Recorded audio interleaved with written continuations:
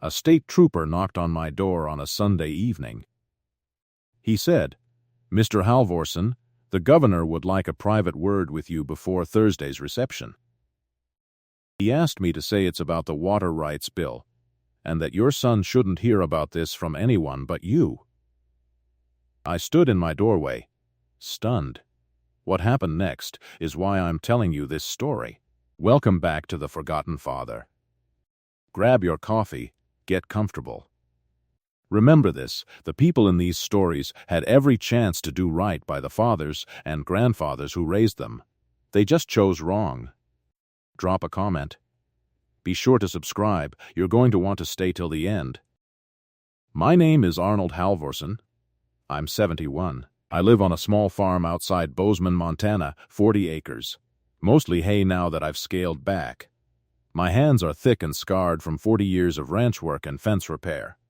I wear the same worn Carhartt jacket most of the year. People see me at the feed store and think, old rancher, probably never left the county. Most of that's true. The part they're missing is bigger than the part they see.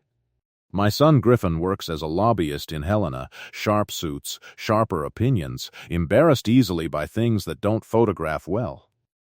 At a state reception last month, honoring contributors to Montana's water conservation policy, Griffin introduced me to a cluster of well-dressed guests by saying, "This is my dad.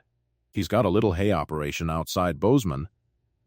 He said it fast, moving past me towards someone more interesting to talk to. I noticed the word little. I noticed the speed of it. What Griffin doesn't know, because I've never told him, and because the record of it was deliberately kept out of any public credit, is this. 34 years ago, when Montana was fighting one of its worst water rights crises between agricultural users and growing cities, I was part of a small working group of ranchers, hydrologists, and a young state senator who spent 18 months hammering out what eventually became the framework for the state's modern water allocation law. I wasn't the senator. I wasn't the hydrologist with the fancy degree. I was the rancher in the room who understood, better than anyone else at that table, exactly how the old system failed people who worked the land for a living. I drafted by hand most of the practical provisions that still govern water-sharing agreements in this state today. My name appears nowhere in the official history. That senator, decades later, is now the governor of Montana. I chose it that way on purpose. I never wanted to be a public man. I wanted the law to be good, and I wanted to go home afterward and fix my own fences. The trooper's visit that Sunday evening explained the rest. Governor Wexler was preparing to sign a major update to the water allocation framework that Thursday, the biggest change to the law since we'd first drafted it. And he wanted to consult me privately before finalizing the language, the way he'd always done, quietly every few years since that original working group. He'd simply never done it through official channels before, because I'd always asked him not to. This time, he told the trooper he specifically wanted me at Thursday's public signing ceremony, not hidden away in a side meeting. I asked the trooper why now, after 34 years of staying invisible. He said the governor's message was simple. He said to tell you, Arnold, that a man's hidden contributions eventually deserve a public accounting, whether the man wants it or not, and he's tired of being the only one who knows the truth. If you've made it this far, do us one quick favor. Subscribe. A lot of people watch without ever doing it, but it costs you nothing and means everything to us. Thank you genuinely. I met with Governor Wexler privately Monday afternoon, the way we always had, at a quiet ranch 2 hours from the Capitol that belonged to a mutual friend from the old working group.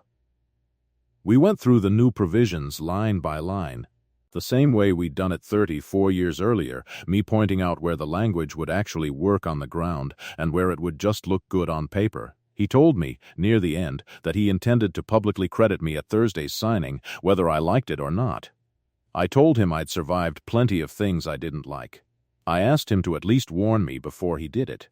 Griffin attended Thursday's signing as part of his lobbying firm's delegation, expecting a routine ceremonial bill signing, the kind he'd attended a dozen times before. He had no idea I'd be there at all, let alone why. Governor Wexler opened the ceremony with brief remarks about the law's history, then paused and said he wanted to acknowledge someone the official record had never properly credited. He asked if Arnold Halvorsen was in the room. I want you to picture Griffin's face in that exact moment, turning from wherever he'd been standing near the front, searching the crowd, landing on his own father near the back in a worn Carhartt jacket he'd introduced 2 weeks earlier as a little hay operation outside Bozeman. I walked to the front at the governor's request. He told the room the real story, 34 years compressed into 4 minutes, the rancher who understood water better than the lawyers in the room, who drafted provisions by hand at his own kitchen table that still governed the state today, who'd never once asked for credit in 3.5 decades.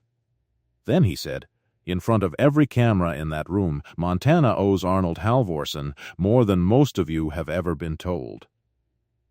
Here's the quotable part, the line that made the whole room go still. Governor Wexler looked directly at the younger staffers and lobbyists near the front, Griffin among them, and said, "The people who actually understand how a state works are rarely the ones in the expensive suits. They're usually standing quietly near the back, in work boots, waiting for someone to finally ask them the right question." I did not need Griffin's public embarrassment. I wouldn't have wanted it, honestly. What I needed happened later that evening, at my kitchen table, when Griffin drove out to the farm unannounced and sat across from me and said, quietly, "Dad, I've spent my whole career trying to sound smart in rooms full of people who know less than you do about how this state actually works."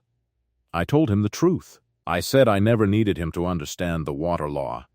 I needed him to understand that a little hay operation was never the whole sentence, and he'd never once asked what the rest of it was. This wasn't a story that needed hard punishment. Griffin never did anything cruel on purpose, just something small and dismissive that piled up over years. The way it does when one generation measures a life by suits and titles instead of by what a person actually built. The justice here is simpler. It's a son finally sitting down and asking real questions about his father's life, instead of summarizing it in 6 quick words at a reception. Griffin calls more now. Real calls, not the quick check-ins he used to manage me with. He drove out 3 weekends ago just to walk the fence line with me and ask, for the first time in his adult life, what exactly I'd argued for in that original working group and why. I told him. It took most of an afternoon. He listened the whole time. I still run the small operation outside Bozeman, still wear the same worn Carhartt jacket, still fix my own fences. Governor Wexler still calls every few months when something complicated comes up, quietly, the way he always has. People at the feed store still see an old rancher who probably never left the county. Most of that's still true. They're just missing a little less of the picture than they used to. If you like this story, join our community by hitting that like button and subscribing for more real, raw, family-centered stories. And as always, thank you for being part of this family.